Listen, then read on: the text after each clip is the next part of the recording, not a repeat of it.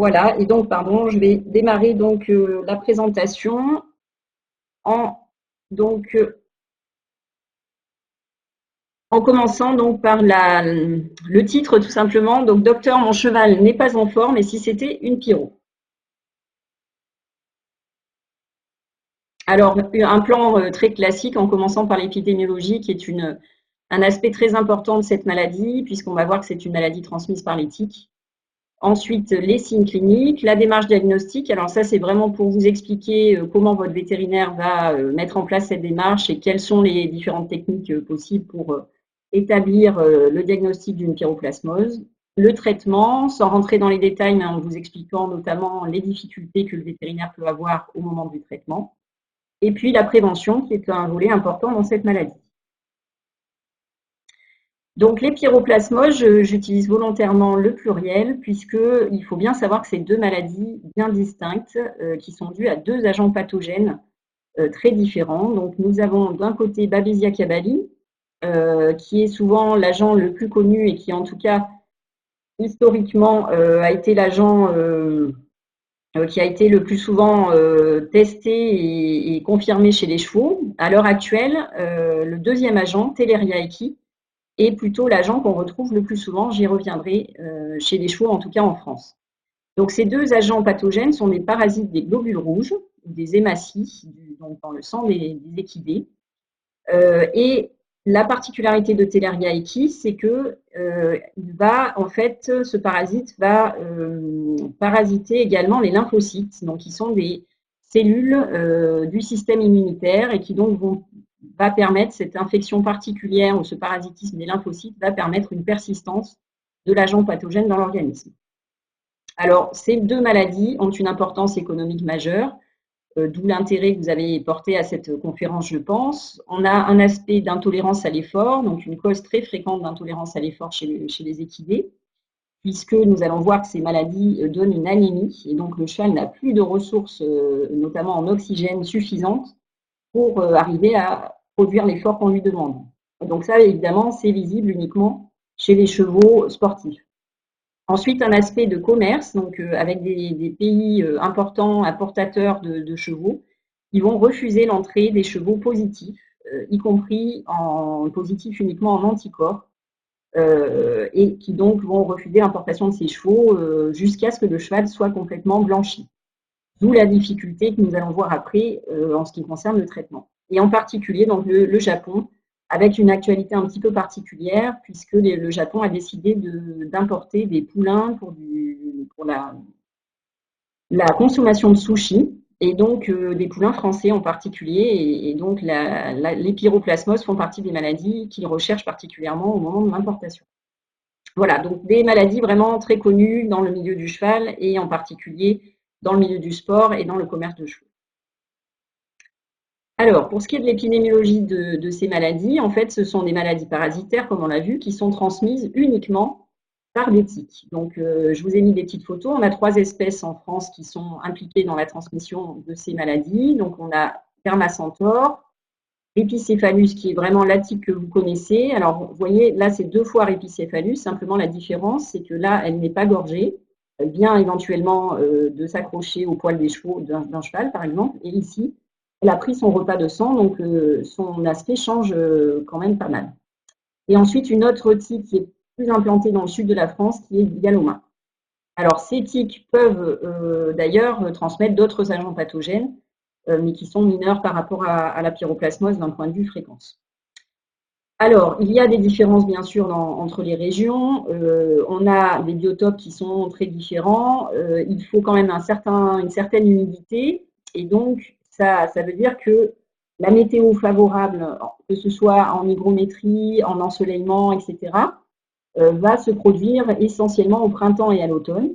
Mais dans certaines régions françaises, on va pouvoir avoir une transmission toute l'année avec la présence de tiques toute l'année. Alors, le risque de transmission est inexistant normalement entre chevaux en l'absence de tiques. Donc, ça veut dire que, par exemple, dans des pays indemnes, après exportation ou importation pardon, de chevaux atteints, il faut absolument, pour avoir transmission vers d'autres chevaux sains, la présence de tiques. Donc, ce n'est pas toujours le cas en fonction des pays. Mais attention, parfois ils ne veulent pas prendre le risque parce qu'on peut avoir un échange de sang à partir de matériel souillé qui n'aura pas été utilisé à usage unique. Donc, par exemple, les aiguilles, les seringues, ça peut se pratiquer dans certains endroits aussi en France d'ailleurs. Et donc, attention, la transmission peut se produire à ce moment-là, y compris aussi au moment de transfusion, qui sont plus rares chez les chevaux. Alors, ce sont des maladies qui sont absolument non contagieuses, hein, ça ne se transmet pas directement, j'ai bien insisté, et elles ne sont pas transmissibles à l'homme. C'est vraiment des parasites qui sont très spécifiques des chevaux et des équidés, des équidés au sens large, puisque les ânes peuvent être atteints aussi.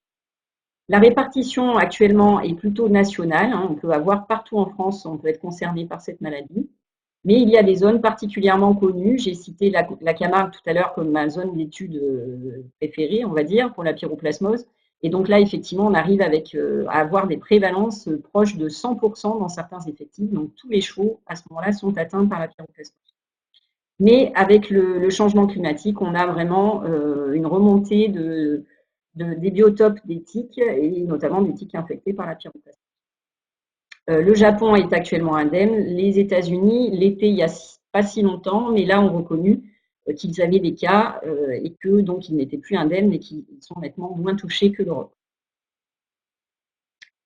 Alors, les cycles parasitaires, pour que vous compreniez bien comment ça se passe. Donc, en fait, on a des tiques qui vont être ici infectées, qui vont venir prendre un repas de sang sur un cheval et qui vont donc transmettre dans le sang des chevaux les parasites qui sont matérialisés ici. Ces parasites vont devoir faire un cycle, se transformer, si vous voulez, dans l'organisme du cheval, et ensuite, obligatoirement, pour continuer leur survie, aussi se transformer à l'intérieur de la tique. Donc, c'est pour ça que la tique est absolument nécessaire pour la transmission de la maladie. Alors, justement, pour ce qui est de cette transmission, en fait, pour Babesia cabali, le premier agent, c'est uniquement les tiques qui sont réservoirs du parasite. C'est-à-dire qu'on a une transmission qui ne se produit seulement au moment d'une nouvelle génération de tiques. Et donc, les chevaux ne sont pas impliqués comme étant réservoirs de parasites. Les 3 espèces que je vous ai citées peuvent transmettre donc Babesia cabali. Babesia cabali a une forme particulière, donc soit ce qu'on appelle en forme bigéminée, c'est-à-dire avec une double, comme ça, une espèce de papillon dans le globule rouge. Je vais essayer de vous montrer ça. Voilà, donc ici, la forme bigéminée, alors qu'on a aussi la forme éventuellement en forme de poire. Ici, on les reverra au moment du diagnostic. Et donc, le cheval peut rester porteur pendant 4 ans de cette maladie sans traitement, donc c'est pas rien, notamment au moment d'une carrière sportive. Ensuite, pour ce qui est de Theileria equis, donc là, on a une transmission qui va pouvoir se faire aussi au moment des différents stades de développement, et donc les chevaux peuvent être à nouveau réservoirs. C'est-à-dire qu'un cheval infecté par ce parasite, une fois qu'il va pouvoir avoir une tique qui va venir le piquer, et à partir de lui, il va y avoir transmission à un autre cheval. Les 3 espèces, de la même façon que Babesia cabali, les 3 espèces de tiques vont pouvoir transmettre le parasite. Et donc là, par contre, on a un parasite un peu plus particulier avec 4 formes, ce qu'on appelle en croix de Malte. Et l'autre particularité de l'infection à Theileria equis, c'est que l'infection peut être à vie, notamment dans les lymphocytes, comme je l'ai dit au tout début, avec des parasites donc, qui restent cachés dans la rate et le foie du cheval. Et donc indétectable également d'un point de vue diagnostique. Donc pour finir, à retenir, vous avez bien compris, Babesia cabali, une infection limitée dans le temps naturellement, et donc parfois dans certaines zones endémiques, on n'a pas tendance à traiter, on laisse faire un petit peu la nature. Et puis Theileria equis, carrément une infection à vie, donc là, potentiel problème par rapport au potentiel rechute et à l'exportation des chevaux. La notion de réservoir pour la thélériose chez les chevaux, et puis une transmission, j'en ai pas parlé pour l'instant, in utero, donc une jument atteinte de pyroplasmose va pouvoir transmettre au cours de la gestation la maladie au poulain qui pourra développer la maladie dès la naissance et en mourir potentiellement. Alors justement, ça me permet de faire une transition avec les signes cliniques donc présentés par les chevaux. Donc une incubation, ça peut être important au moment de l'introduction d'un cheval dans une zone endémique. Donc, il peut développer la maladie dans à peu près une quinzaine de jours globalement. Les signes cliniques sont peu spécifiques et là, donc il faudra faire appel aux connaissances du véto, à son expérience, aux notions aussi épidémiologiques, avec une première phase donc de fièvre, d'apparition brutale supérieure à 39,5, donc une fièvre normalement qui ne passe pas inaperçue, qui va durer assez peu de temps pour Babesia cabali, mais qui va rester quand même assez continue. Donc pendant une journée, voire 36 heures, un cheval qui va être vraiment abattu avec de la fièvre persistante. Alors que pour Theileria equis, c'est déjà un indice pour séparer les deux parasites, une fièvre qui va plutôt avoir tendance à être intermittente et un peu moins élevée, plutôt autour de 38,5. Accompagné de cette fièvre, un syndrome fébrile, donc un cheval vraiment très fatigué, qui refuse de manger, avec une fréquence cardiaque et une fréquence respiratoire augmentée. Donc, qu'est-ce qui se passe à ce moment-là? En fait, les parasites, vous avez vu, sont inclus dans les globules rouges et vont les lyser. Quand ils vont se développer, ils vont les faire éclater et libérer l'hémoglobine directement dans le sang. Voilà. Donc, ensuite, le foie va capter cette hémoglobine parce qu'elle est toxique et on va voir ce qui va se passer si le foie est dépassé. Donc, ça libère l'hémoglobine dans le sang et ça va pouvoir causer une insuffisance rénale si la lyse est très importante et que le foie n'arrive pas à recapter l'hémoglobine et la retransformer en une substance qui est moins toxique. Donc, on peut avoir la mort du cheval à ce stade si la lyse est massive par insuffisance rénale. Alors, sinon, si ça se cale et qu'il y a une espèce d'équilibre qui se crée, le cheval va se retrouver en anémie, donc avec une baisse d'hémoglobine dans le sang et la difficulté pour transporter son oxygène. Il va aussi présenter des muqueuses, donc là c'est une photo de muqueuse oculaire très pâle, donc d'un cheval présentant de l'anémie. Par contre, ne présentant pas encore d'ictère, donc l'ictère c'est justement le produit de transformation de l'hémoglobine qui va colorer le sang en jaune, enfin oui, le sang en jaune, ou en tout cas les muqueuses en jaune. Donc voilà, notre signe assez caractéristique, assez connu, plus marqué pour Babesia cabali, comme je l'ai indiqué ici. Et enfin, la possibilité d'avoir éventuellement des pétéchies, donc des petites hémorragies également sur les muqueuses. Alors l'évolution, j'en ai parlé.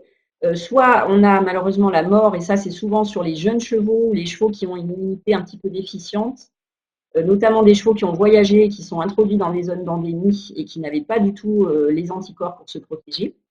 Donc ça peut arriver en 8 à 10 jours, évidemment sans traitement. Ensuite, plus fréquent, donc les formes chroniques, une anémie chronique, un cheval donc fatigué en permanence avec une hémoglobine toujours en dessous de 10. Du coup, une intolérance à l'effort, la possibilité aussi qu'il ait un manque d'état, donc comme sur la photo que j'ai indiquée ici, avec donc un cheval franchement pas en forme. Et parfois, malheureusement, on n'a pas, alors malheureusement ou heureusement, on a des formes chroniques en fait qui passent complètement inaperçues avec des chevaux qui ne présentent pas de signes, mais qui vont pouvoir, à l'occasion de stress, rechuter et donc représenter de la fièvre, de l'anémie plus marquée, notamment pour Theileria equis, puisque je vous rappelle, c'est une infection à vie. Ça se complique un petit peu pour le veto quand on a une co-infestation avec donc les deux agents, donc à ce moment-là, impossible de dissocier, et également avec l'agent de l'anaplasmose ou l'hernichiose, qui va ressembler franchement aux maladies précédentes. D'où l'intérêt d'avoir une démarche diagnostique bien carrée, donc avec déjà une suspicion, soit par vous maintenant que vous êtes informé de ces maladies, soit par votre vétérinaire qui va connaître le contexte épidémiologique, se dire qu'il a vu quelques cas ces temps-ci dans sa clientèle et que donc probablement ça doit être de la pyro. Alors à ce moment-là, pensez à contacter le RESP. Je prêche un petit peu pour ma chapelle, mais c'est quand même intéressant de bénéficier d'analyses gratuites auprès de cet organisme qui donc surveille les pathologies équines et qui s'intéresse particulièrement dans le sous-réseau pyrolike aux chevaux fébriles suspects du coup de pyroplasmose ou d'anaplasmose. Donc là, vous bénéficierez d'une PCR, on va le voir, pyro pour les deux agents, gratuite, prise en charge à 50%. Alors, la suite de la démarche diagnostique, donc en fait, ça se base essentiellement sur un prélèvement de sang au moment des signes cliniques. Et donc là, plusieurs possibilités. un diagnostic immédiat, on va dire, c'est-à-dire au retour à la clinique, le véto va pouvoir pratiquer un frottis sanguin comme c'est présenté ici, avec donc les globules rouges et à l'intérieur les parasites caractéristiques. Alors, il vaut mieux prendre à ce moment-là du sang périphérique pour mieux voir les parasites en question, donc notamment à l'oreille ou sur le bout du nez. C'est donc un test très rapide. Par contre, si on ne voit pas de parasites sur le frottis sanguin, il ne faudra pas exclure pour autant une pyroplasmose. Alors ensuite, des techniques directes qui ont vraiment pris le pas sur les autres techniques, et notamment j'ai mis en dernier les analyses sérologiques qui sont connues historiquement depuis plus longtemps. Donc je m'arrêterai particulièrement sur la PCR, qui est une technique vraiment très sensible et spécifique, qui est même quantitative, c'est-à-dire qu'elle peut vous donner un nombre de parasites par millilitre de sang. Donc, encore faut-il vous adresser au bon laboratoire, c'est-à-dire au Labéo Franquin-Combacan, qui utilise cette technique. Donc, vous aurez une idée de la quantité vraiment de parasites dans le sang de votre cheval. Attention au fait qu'elle peut être négative, je l'ai dit, pour les formes latentes de Telleriaiki, puisque le parasite peut aller se cacher dans la rate et le foie. Et bien sûr, il y a beaucoup de laboratoires qui proposent ce type de PCR. Faites confiance à votre vétérinaire pour choisir un laboratoire validé. Alors, autre technique potentielle pour finir cette démarche avec les analyses sérologiques. Et là, la nécessité, par contre, de faire 2 prises de sang à 15 jours d'intervalle. Le but, c'est en fait de voir l'augmentation des anticorps si l'infection est active, puisque le cheval a tout à fait pu croiser les parasites dans sa vie et donc avoir des anticorps, mais ça ne veut pas dire que ces anticorps sont actifs actuellement et sont en train de le défendre contre la pyroplasmose. Donc, il faut vraiment regarder l'évolution et donc ça nécessite un délai de 15 jours. C'est pour ça que la PCR a plutôt tendance à supplanter les techniques sérologiques. Simplement, pensez-y au moment, si jamais vous avez une forme latente, à ce moment-là, pas de signe clinique, bon, vous pouvez vérifier éventuellement la possibilité d'avoir des anticorps ou pas, avec toujours la nécessité de faire cette cinétique. Alors, on passe au traitement maintenant. Donc, 2 buts possibles pour le traitement. Premier but classique et toujours recherché en général, c'est éliminer les signes cliniques présentés par le cheval. Donc ça veut dire qu'on va utiliser des doses plus faibles que pour la deuxième option, qui sera de blanchir carrément l'animal, où là, on n'aura pas la nécessité de faire plusieurs injections, mais dans la première situation, on ne fait qu'une injection, on va avoir disparition des signes cliniques, ça va confirmer notre diagnostic, mais ça va potentiellement laisser le cheval porteur et donc potentiellement réservoir pour ses petits copains de près.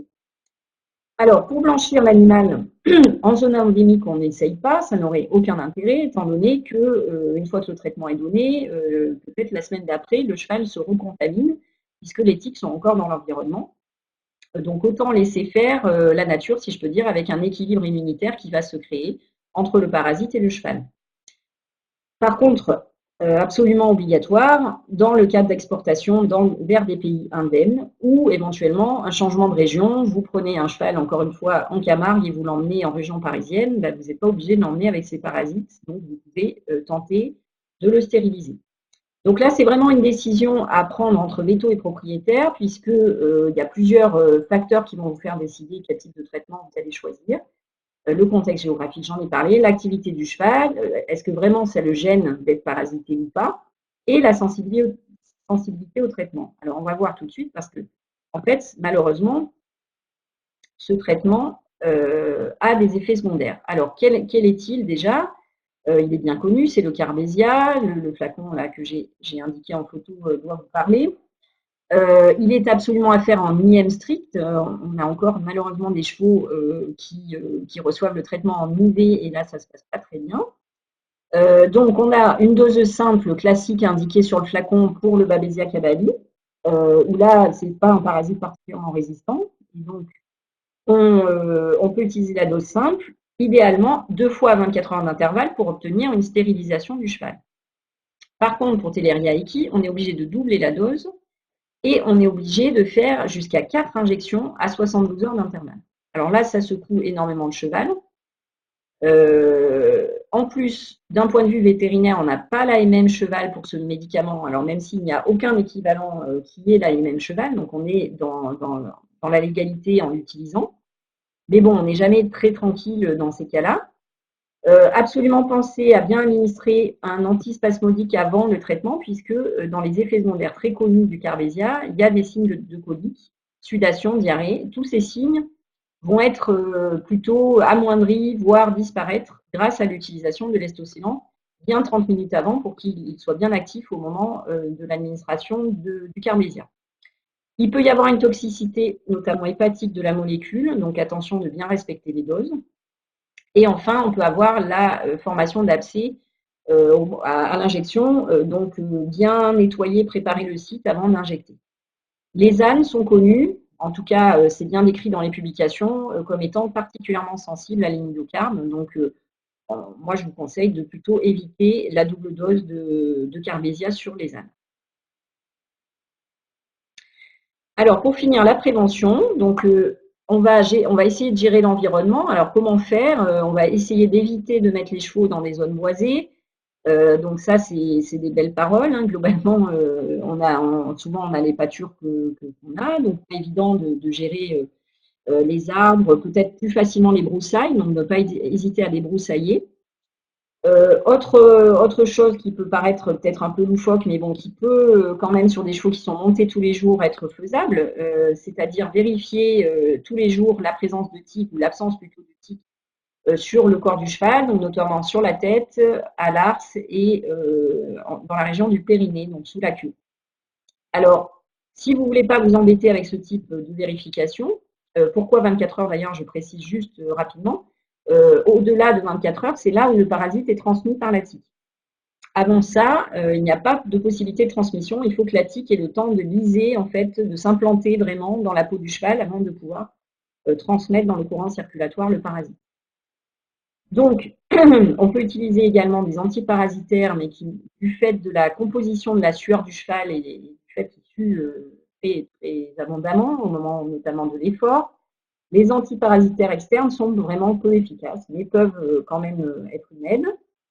Et puis, essayez d'éviter de rentrer des chevaux porteurs dans votre effectif. Donc, je parlais tout à l'heure d'un exemple de récupérer, d'acheter un cheval dans le sud et de le ramener dans une région où c'est moins fréquent. Bah, essayez d'éviter de traiter les chevaux en question avant de les rentrer dans vos effectifs. Pour info, pas de vaccin disponible, contrairement aux chiens pour lesquels on a un vaccin. Et chez le cheval, ça n'existe pas malheureusement. Voilà, donc en conclusion, ce qu'il faut retenir sur ces maladies, la pyroplasmose, les pyroplasmoses sont bien deux maladies différentes qui sont très difficiles à distinguer, mais je vous ai donné quand même quelques clés pour le faire. La babésiose qui va être donc plus facile à traiter et limitée dans le temps. La thélériose, à l'heure actuelle, la plus fréquente et malheureusement donc avec des signes qui sont globalement moins marqués, mais qui ont tendance à rechuter avec une infection à vie et extrêmement difficile à traiter. Pour ce qui est du diagnostic, je pense que vous aurez retenu de privilégier la PCR, de penser à déclarer au RESP pour avoir des analyses gratuites et améliorer vos démarches diagnostiques. Et puis, un seul traitement, donc efficace, mais imparfait malheureusement, du fait de ses effets secondaires notamment. Voilà, donc